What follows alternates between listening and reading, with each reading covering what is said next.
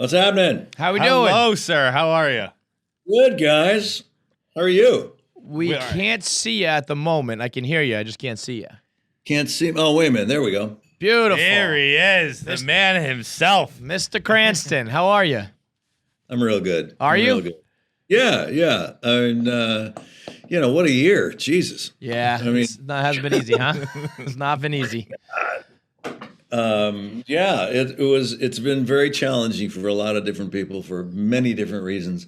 And, hopefully there'll be some peace at the end of it. And God I'm willing. looking for some quiet time and just kind of slide into the next year and say goodbye. Yeah, just like, slip out. Like let's do a little Irish goodbye on 2020, just leave it That's and right. be gone, right? Leave it. What do we got behind you on the wall there? What's that? That's an old-fashioned painting. Very classy. My ancestor pointing to a tree and saying, "I'm just going to go over here and take a pee." I got to say, Bryan Cranston, you just seem like a delightful dude. I am a. You are. I am a joy. Yeah. I mean, I've never. Just a joy. There certainly hasn't ever been you're one of the people I feel like there's not like a bad story about you, certainly. But then even every time I see you on camera or wherever, you're just a nice guy, it seems like. Why don't you shut the fuck up? See, he's the best. He's the best. I love it, man. I got to be honest. I was nervous to do this, but now I'm like, all right, this guy's awesome. Let's go. We just watched the trailer for Your Honor, and it looks fucking awesome. It looks really, really good, and I'm not just saying that because you're on. I mean, it looks like an intense, great show, and I'm looking for one. I need one on the weekend, so I'm pumped for it. This will go into your veins now. Yeah, for the next 10 weeks. Woo, baby. It's 10 1-hour episodes. It's really exciting. And, I don't know if are you guys parents yet? I am. I got 2 kids. You got 2 kids? Well, this premise got me because I'm a parent and you think, okay, what would you do? Yeah. How far would you go to save the life of your child? Yeah. That's really the question. Right. My son gets into an accident and he leaves the accident. He's filled with anxiety. He's upset and he makes this mistake. The kid he hit dies. And it's horrible. That alone would be a horrible thing to face. I convince him to do the right thing. He's got to turn himself in or he'll forever be having a stain on his soul. You've got to do this right now. So I take him to the police station. We're going to turn him into the judicial system. And I notice there's a grieving parents in one part of the police station. And I find out they're the parents of a boy. And I know that guy. The man is a extremely dangerous mob boss. Not what you want to see. Not great. So in that moment, with that element included in the scenario, I tell my kid, get back out. We're going. I think it's a totally relatable and understandable feeling in that moment. Like, I mean, take out the mob boss. If it was just hit and run, because that's also what's scary about this is it does seem like something that could happen. A kid who panics, they're not a good driver. Yeah. They do run from the scene because they're scared. Would you tell you tell him to turn him in that case?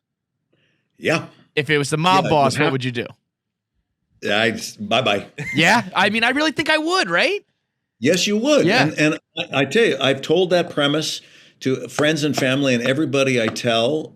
I say, what would you do? I go, I'd do the same thing. Yep. So I said, you'd become a criminal thinking that your son or daughter's life is in danger. And I said, yeah, I'd become a criminal. Absolutely. If I had to. Yeah. Well, what happens then is that the natural animal instinct of protection just comes over you and you say, that's my job. I got to protect my kid. I'll tell you what, you're both better parents than my mother, because my mother always told me as a child, if you get caught doing anything, I will testify for the prosecution. Like, it was a regular thing told to us at dinner. Like, just so you know, I'll never lie for you. I'll never protect you. He's a hard ass. Polly does not mess around, Brian. Polly is no joke. I mean, my oldest, she's young, so I'm new to this parent thing. She's just turning 5, and she came home the other day with the first time of a tale of this boy in her class pushed her and then drew all over her leggings. And I was like, I'm going to go kill this kid. And we're talking about 5-year-olds, So I can't imagine if we're talking about adult kids with mob bosses. I would do whatever it takes. Now, the problem is I don't think I would be very good going toe-to-toe with a mob boss. But that's why my character in this hypothetical tries to keep it all quiet. He goes then and has to reverse engineer everything. How do I destroy evidence? How do I create alibis? How do I do all these things to circumvent the responsibility that, which is something I think you have some experience doing in the acting world. A little bit of experience. You've dabbled in that type of work, huh? I've been able to take care of people who get in my way.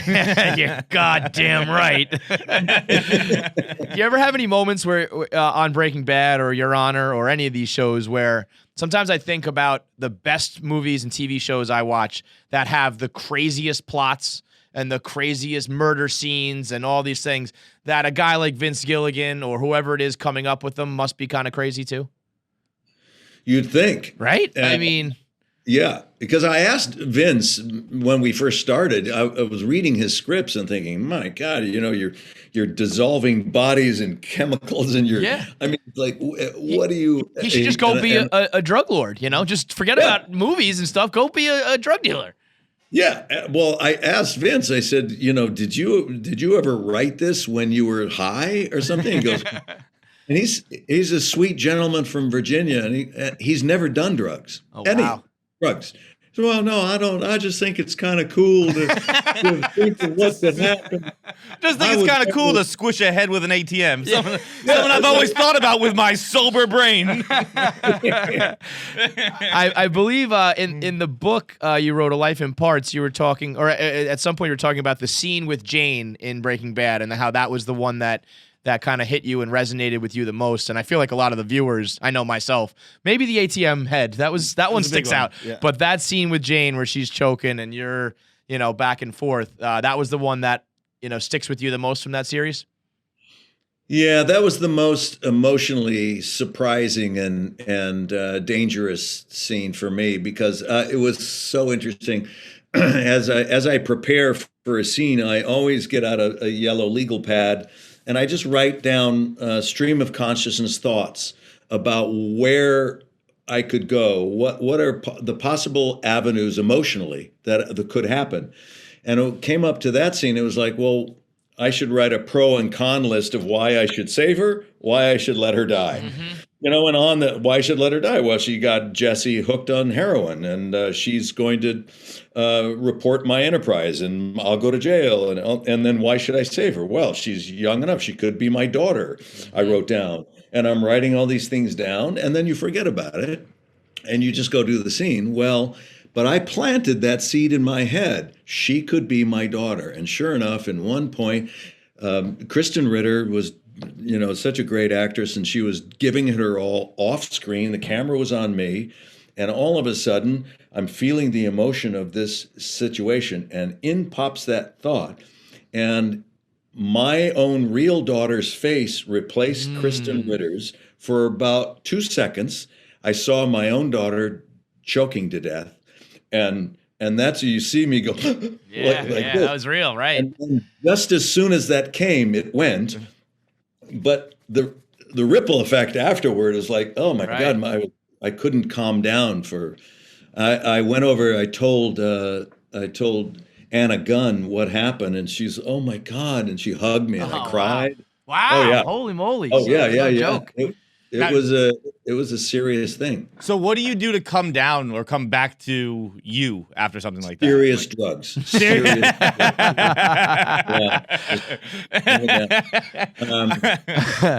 Well, you know what it is. I tell people it's like it's sometimes physically demanding. It is emotionally demanding almost always. and you just have to take that risk. But what I do when I was leaving, especially say Breaking Bad, but I make it a habit for 25 years now, is I will go in the makeup and hair trailer, and I finish a rough day on Breaking Bad where, you know, Walter White was doing some pretty nasty things, and you're out in the desert and there's sand and there's grit on you. I would go in there, I take a hot, moist towel, and I would wrap it on my bald head like it was a turban. And then I'd take another one and I'd wrap it around my face like I was getting a professional shave. And I would just sit there and allow the heat and moisture to draw out that impurities, and I would just get kind of sleepy, and I'd wipe my whole head and face of that, take off those clothes, put on my clothes, and I left Walter White at the studio. I never took him home with me. Do you think fucking with me? Is that real? You really did that? That's well, you explain like attempted suicide. You're like, I just wrap a bunch of cloth around my mouth and see what happened. I thought you were gonna say, I drank some Dos Hombres tequila. No, we got the whole thing here. That's crazy. I looking through everything, like basically your entire life. You have lived quite an interesting life, my friend. Reading the parts of the books that we've read, the interviews we've seen, you've lived a life that I feel like is worthy of like a movie, like a biographical movie. You've got some tales in there, sir. I've got some tales. Yeah, I think when you think about your past, it was a challenging childhood. It was some rough times. My mother was an alcoholic. My father abused in alcohol and I think drugs, and they were. I think of my parents now, and I just have sadness because I think they wasted their lives, and but they taught me a lot of sometimes and most of the time what not to do, and go the other way. And I don't know. I mean, it was tough. And I think when you have a tough situation and growing up in the period that I did, you also have opportunities. So, for example, when my brother and I hopped on our motorcycles and left California for 2 years, we were on our motorcycles for 2 years, and we would get jobs in carnivals and cafes, and in those days, in the 70s, you didn't documentation. You want a job? Here's cash. Here you go. Bust those tables. Right. And here's food, and then see you later.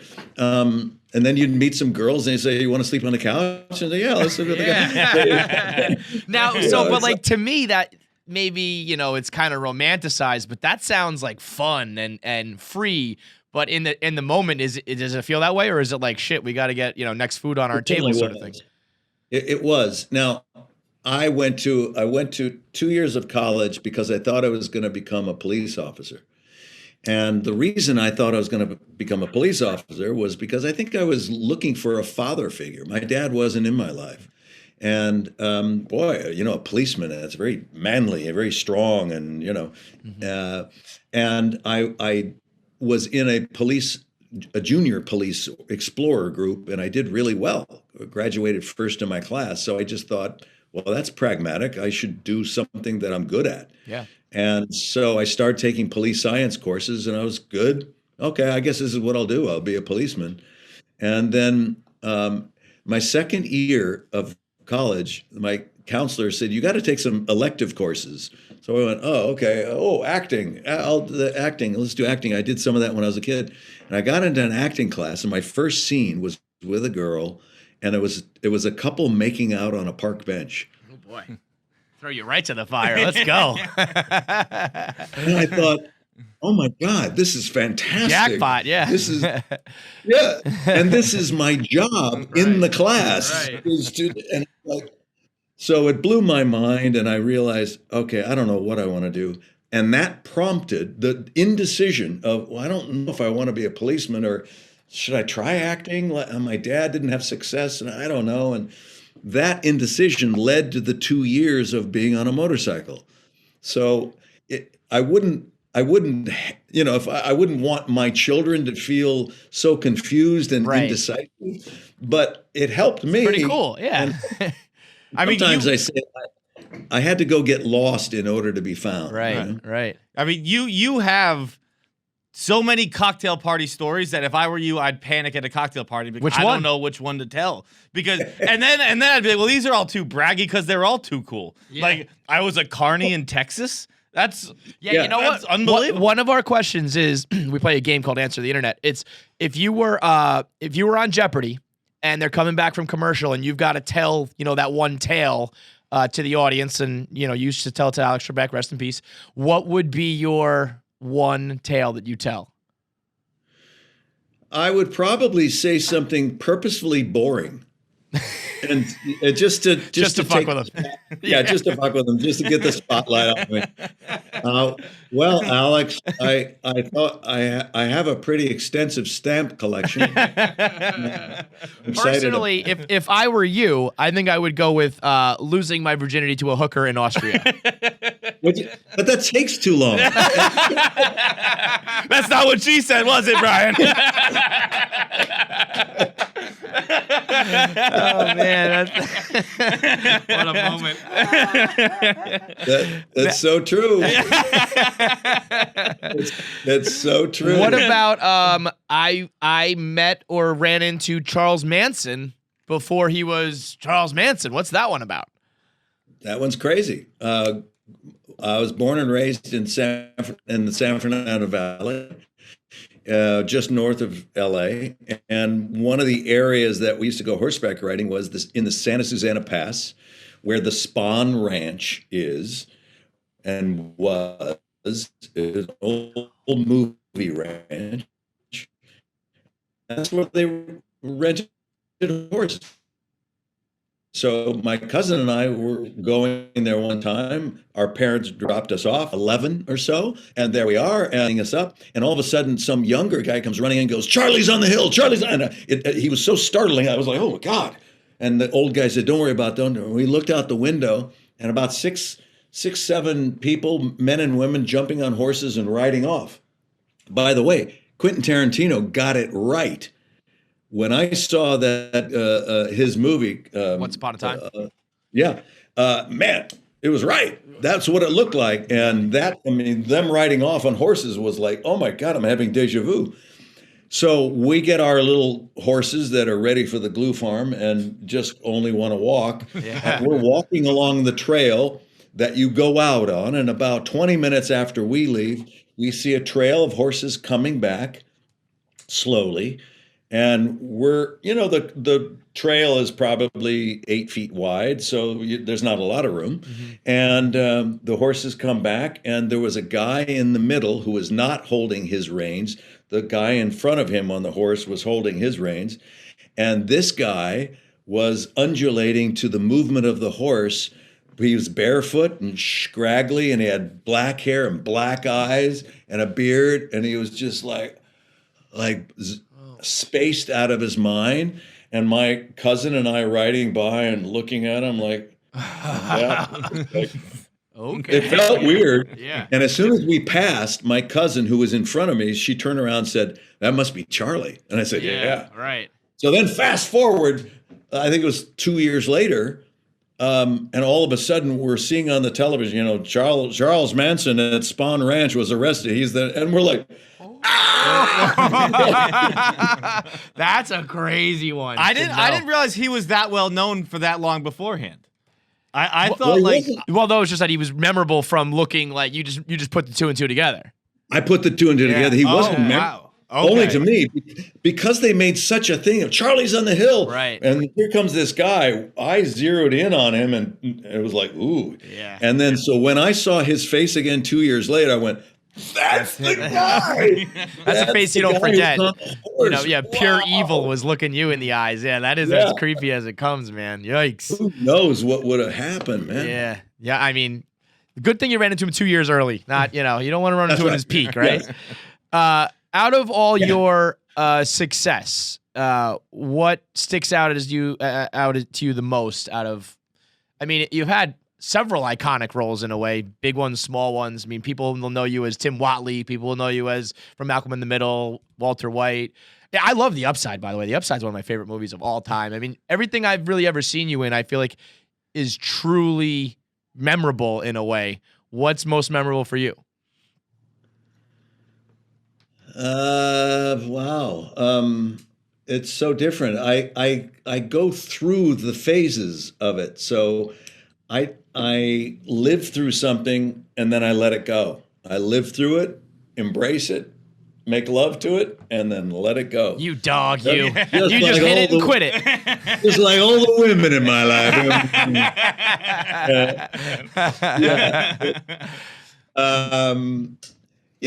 I've had some great experiences on stage where I worked in London or worked in Broadway. And You as Howard Beale my family is a big Broadway family, so we go to a lot. And my parents came down and they're like, we have to go to this play. I'd honestly never heard of it. I know now it was a successful film beforehand, but I was like, sure, Bryan Cranston's in it. I'll go see this play. I don't care what it's about. And then Network was I've seen Hamilton, and I think Network is my most memorable and best Broadway experience. You were unbelievable.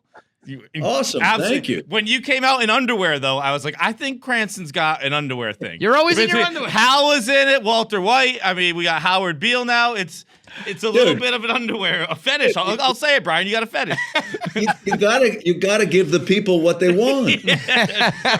Show them the moneymaker, The baby. tidy whities, baby. Let's go. Make it memorable. So the same way that you saw Charles Manson all those years later and put two and two together, has any of the couples that you ever married when you were ordained as a young man ever come back and said, holy shit, Bryan Cranston married us? I would think that would be awesome. Yeah, I'm surprised nobody has come forward, to be honest. Nobody put two and two together in that. Well, it's entirely possible that those couples are no longer together. Well, even better. Even better. That old bitch, Bryan Cranston married me and that old hag.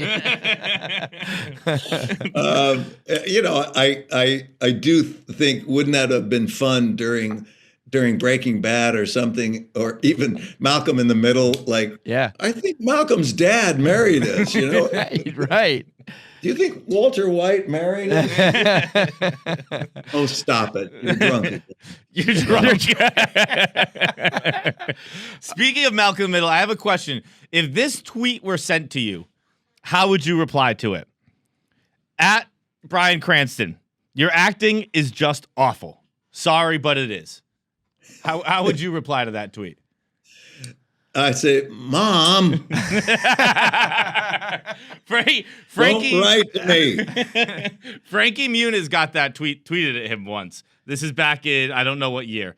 And he replied, yeah, but being retired with $40 million at 19 has not been awful. Good luck moving out of your mom's house by the time you're 35. Pretty great response from your co-star. That's a pretty cool response.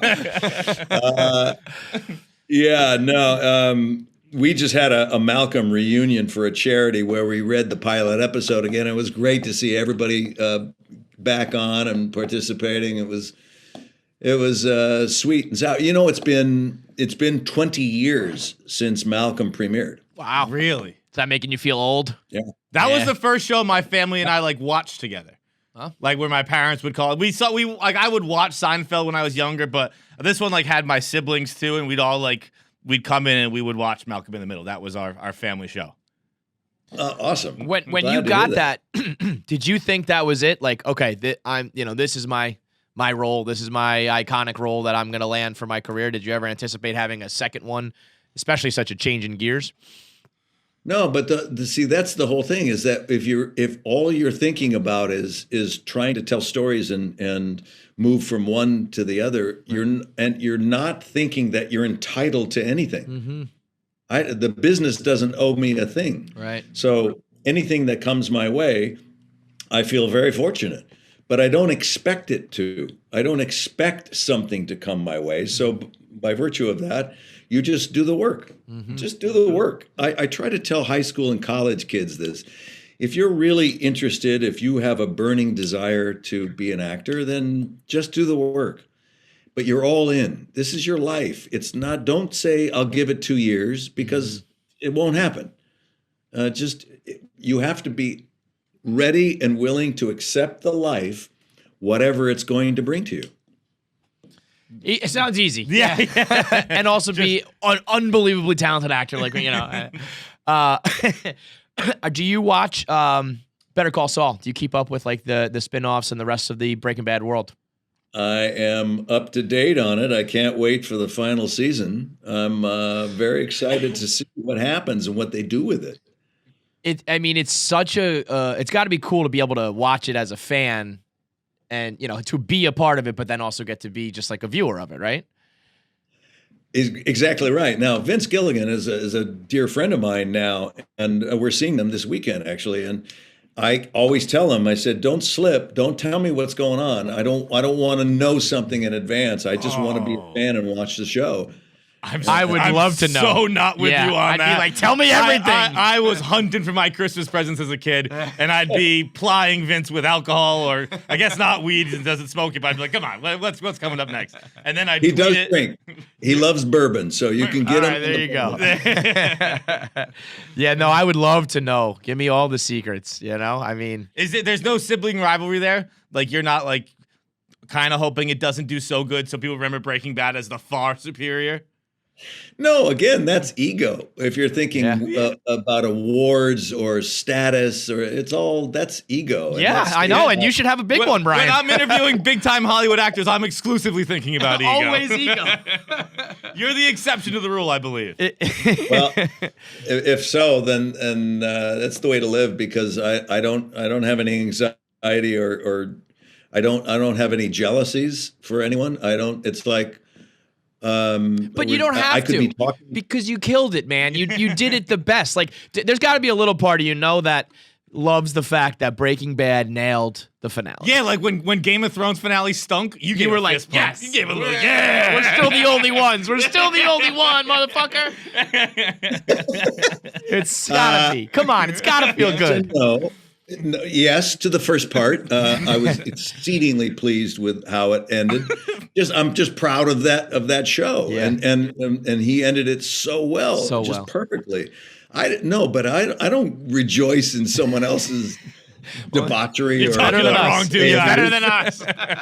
You guys. I can't wait till you go down. I'll be dancing all over your grave, Cranston.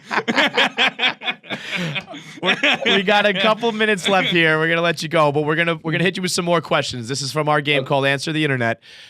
So we start here. What's the worst thing you've gotten thrown out of a bar for, if anything at all? Because I know when you're driving around town and around the country in motorcycles with your brother, or you're banging hookers in Austria, you're getting thrown out of bars, sir. All right. I'll tell you what. When I was we were traveling around, and we were there's twin cities in the Panhandle of Florida called Blountstown and Bristol, and I can't remember which one's on which, but it's divided by the time zone between Central Time and Eastern Time. And the tradition is you would go to the bar in Eastern Time until 2:00 in the morning, and then they'd kick you out. Right. And everyone would get in their car and drive 5 minutes to get another Bristol, hour. Yep. And then have an extra hour of drinking. Great. So that's I love my it. answer. That's great. Let's see. Could you beat Tom Cruise in a fight? No. I'm so happy. Hell no. Yes, thank you. You know how many people say yes because he's a little bit shorter than average? He would beat the shit out of you, Brian. Oh, he beat the living crap out of me. That dude. I love Tom. I was fortunate enough I was in a movie with him called Rock of Ages. Right. And I thought he did a terrific job in it. But man, I watched him work doing his musical numbers. That guy attacks a performance like it's a boxing match. Mm-hmm. It's like, mop him off. Tell me what I did wrong. Tell me how I can be better. Let's go. I'm back in there. Yeah. And he's always had a smile and always been gracious. And I just really, I really like him a lot. Yeah, and he can kick my ass. You had a little experience doing LBJ. So the question here for you is, would you rather be the president, the Pope, or in charge of North Korea? Gosh, I guess I would rather be another president. I was number 36.